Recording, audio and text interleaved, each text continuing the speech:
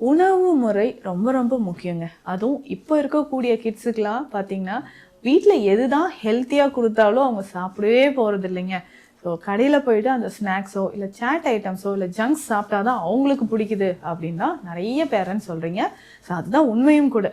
ஏன்னா குழந்தைகள் அப்படின்னு சொல்லும்போது போன ஜென்ரேஷன் வரைக்கும் நல்லா ஹெல்த்தியா வீட்ல என்ன செய்றோமோ அதை தான் சாப்பிடுவோம். நிறைய கிட்ஸ் பார்த்தோம்னா ரொம்ப வெயிட் லாஸ் அப்படியே ஒரு 10 இயர்ஸ் ஆகுதுங்க. வெயிட் பார்த்தோம்னா இவ்வளோதான் இருக்கு. 15 இயர்ஸ் ஆகுது.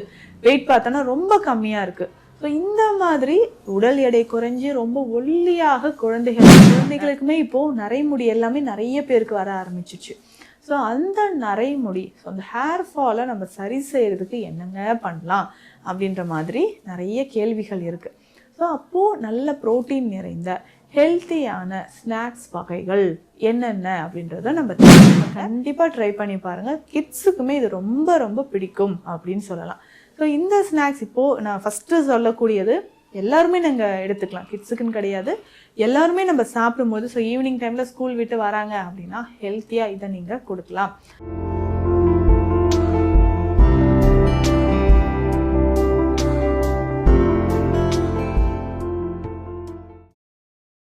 வரம் நேயர்களுக்கு வணக்கம். நான் doctor Nithya, Siddha physician.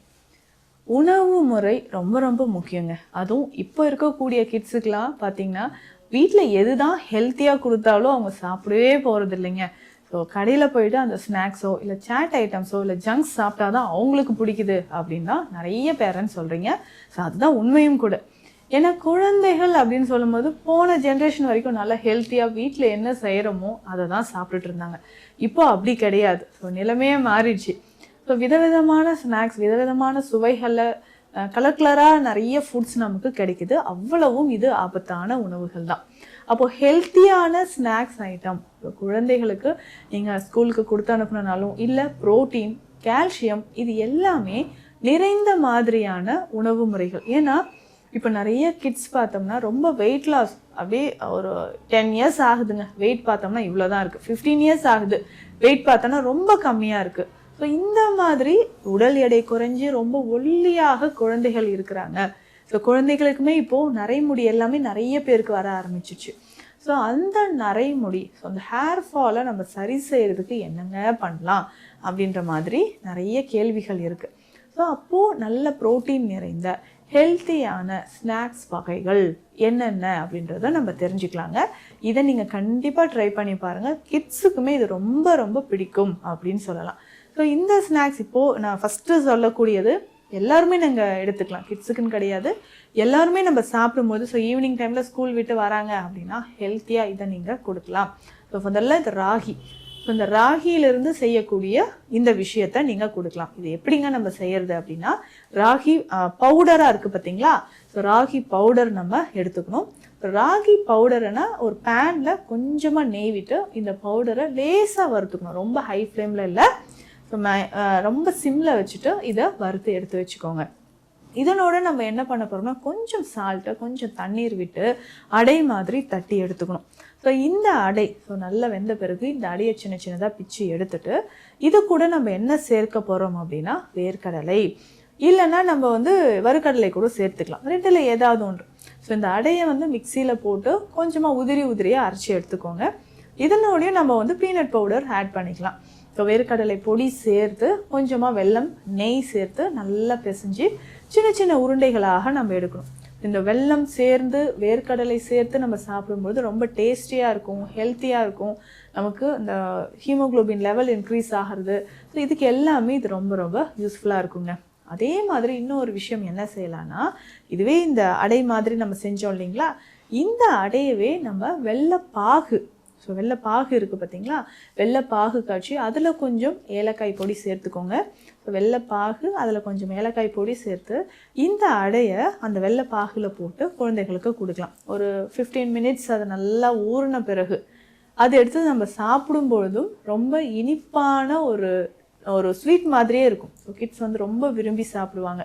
So இந்த மாதிரி ராகியில் இன்னும் நிறைய விஷயங்கள் இருக்குது. இதுவே தண்ணீர் சேர்த்து இந்த ராகி மாவு இருக்குது பார்த்தீங்களா, இதில் நம்ம நிறைய வெஜிடபிள்ஸ் ஆட் பண்ணிக்கலாம். ஸோ ராகி மாவில் நல்ல வெஜிடபிள்ஸ் எல்லாம் சேர்த்து, சீரகம் எல்லாம் சேர்த்து கொஞ்சம் வெந்நீர் விட்டு பிசைஞ்சு சின்ன சின்ன உருண்டைகளாக ஆவியில் வேக வைத்து எடுக்கலாம். அந்த கொழுக்கட்டையெல்லாம் நம்ம வேக வைக்கிறோம் இல்லைங்களா, அதே மாதிரி தாங்க. ஸோ ஆவியில் வேக வைத்து எடுத்து கிட்ஸுக்கு கொடுக்கலாம். ஸோ இந்த மாதிரி நீங்கள் கேழ்வரகை பயன்படுத்தி ஸ்நாக்ஸ் எல்லாம் செஞ்சு கொடுங்க. ரொம்ப ரொம்ப ஹெல்த்தியாக இருக்கும் கிட்ஸுக்கு. அதே மாதிரி இன்னும் அடுத்த முக்கியமான ஒரு ஸ்நாக்ஸ் வகை என்ன பார்க்கலாம் அப்படின்னா, இந்த சுண்டல் வகை தான். சுண்டல் வகையில் அதிகமான ப்ரோட்டீன்ஸ் நிறைஞ்சிருக்கு. இப்போ காலையிலே நீங்கள் வந்து ஏதாவது ஒரு சுண்டல் வகை ஈவினிங்க்கு பிளான் பண்ணிவிட்டு காலையிலே ஊற வச்சுட்டு அதை நம்ம எடுத்து பயன்படுத்தலாம். ஸோ எப்படி இந்த என்ன சுண்டல் வகை இதுக்கு நம்ம தேவைப்படுதுன்னா, வீட்டில் ஏதாவது ஒரு சுண்டல், கொண்டை கடலை கருப்போ இல்லை வெண்மை நிறத்தில் இருக்கக்கூடியதோ இல்லை ராஜ்மா பச்சை பயிறு ஏதாவது.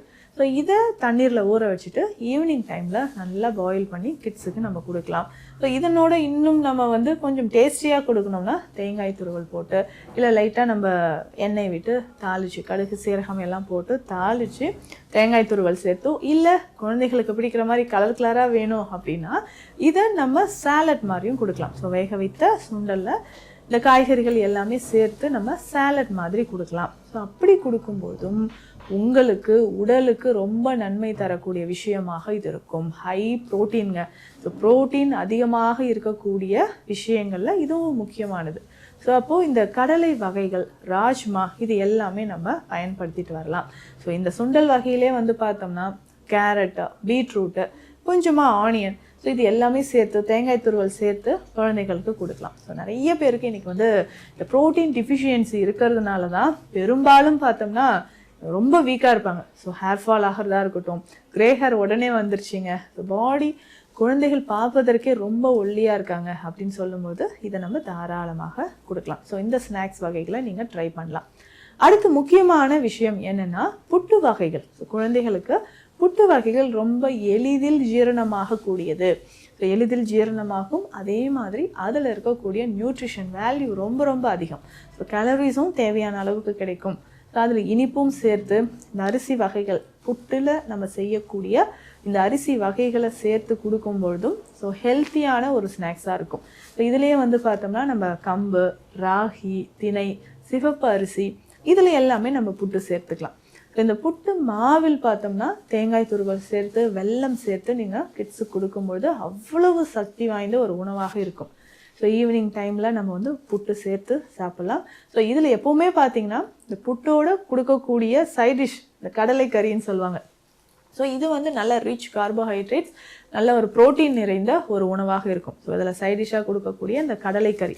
ஸோ கடலைக்கறியும் பார்த்தோம்னா நல்ல ஒரு ஹெல்த்தியான ஒரு டயட்டாக இருக்கும். ஸோ ஈவினிங் டைம்லையோ இல்லை நைட் டின்னருக்கு கூட இதை நீங்கள் கிட்ஸுக்கு கொடுக்கலாம். ஸோ எல்லாருமே நல்லா விரும்பி சாப்பிடக்கூடிய ஒரு விஷயம். அதற்கு அடுத்ததாக குழந்தைகளுக்கு ரொம்ப விருப்பமான ஒரு உணவு அப்படின்னு பார்த்தோம்னா தோசை வகைகள் தான். இந்த தோசை நல்ல ரோஸ்ட்டாக நம்ம கொடுக்கும்போது விரும்பி சாப்பிடுவாங்க இல்லையா. ஸோ இதில் நம்ம ஏதாவது வெஜிடபிள்ஸ் ஆட் பண்ணிக்கலாம்.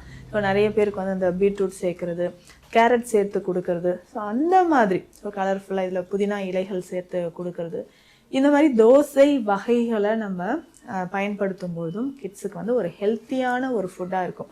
பெரும்பாலும் இன்றைக்கி கிட்ஸுக்கு மட்டும் இல்லைங்க, எல்லாருக்குமே தேவையானது அப்படின்னு பார்த்தோம்னா நல்ல ப்ரோட்டீன். ஸோ ப்ரோட்டீன் நிறைந்த ஒரு உணவு, இரும்புச்சத்து நிறைந்த இருக்கக்கூடிய உணவு, ஸோ இதுதான் நமக்கு ரொம்ப ரொம்ப முக்கியம். அதே மாதிரி தான் கால்சியம். ஸோ கால்சியம் நிறைந்த ஒரு உணவும் நமக்கு தேவை. ஸோ இந்த மாதிரி ஒரு நல்ல ஒரு பேலன்ஸ்டு டயட் நம்ம எடுக்க ஈஸியாக நமக்கு டைஜஷன் ஆகிறது மட்டும் இல்லாமல் ஹெல்த்தியாகவும் குழந்தைகள் இருப்பாங்க. ஸோ இதுவே வந்து ஃப்ரூட் சாலட் எப்படி கொடுக்கலாம், ரொம்ப ஈஸி. கிட்ஸ் வந்து நல்லா லைக் பண்ணி சாப்பிடுவாங்க. இந்த ஃப்ரூட் சாலட் அப்படின்னு சொல்லும்போது ட்ரை ஃப்ரூட்ஸ் நீங்கள் வாரத்துக்கு 2 நாள் நம்ம எடுத்துக்கலாம். ஸோ இதில் வந்து டேட்ஸோ இல்லை பிளாக் கிரேப்ஸு, உலர்ந்த அத்திப்பழங்கள், இதை வந்து நீங்கள் சேர்த்து கொஞ்சம் ஹனி விட்டு நம்ம கிட்ஸுக்கு கொடுத்துட்டு வரலாம். ஸோ ஈவினிங் டைமில் இதை ரெகுலராக நம்ம கொடுத்துட்டு வரும்பொழுதும் அந்த ப்ரோட்டீன் இம்பேலன்ஸ் வந்து நிறைய பேருக்கு இல்லாமல் இருக்கும். அதை சரி செய்கிறதுக்கும் இந்த ட்ரை ஃப்ரூட்ஸ் நமக்கு ரொம்ப யூஸ்ஃபுல்லாக இருக்கும். இதை தாண்டி குழந்தைகள் நல்லா தண்ணீர் குடிக்கிறாங்களா அப்படின்னு பாருங்கள். டெய்லி ரெகுலராக மோஷன் போயிடுறாங்களா, கான்ஸ்டிபேஷன் ப்ராப்ளமும் இல்லாமல் இருக்கணும்.